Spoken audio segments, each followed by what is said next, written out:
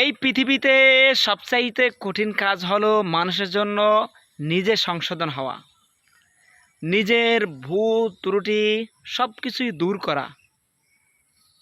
আর সবচেয়ে সহজ কাজ হলো অন্য মানুষের গীবত করা, অন্য মানুষকে ছোট করে দেখা, অন্য মানুষদেরকে নিয়ে সমালোচনা করা।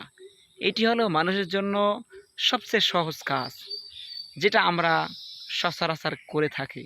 সপ্তাহে শ্রেষ্ঠতম রাত হলো শুক্র ও সোমবারের রাত।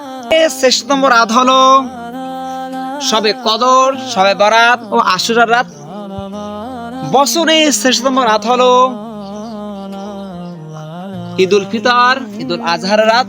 কাপড় দিয়ে এই শরীর সাজানো অনেক অনেক সহজ, কিন্তু আমল দিয়ে নিজের আত্মাকে সাজানো অনেক কঠিন।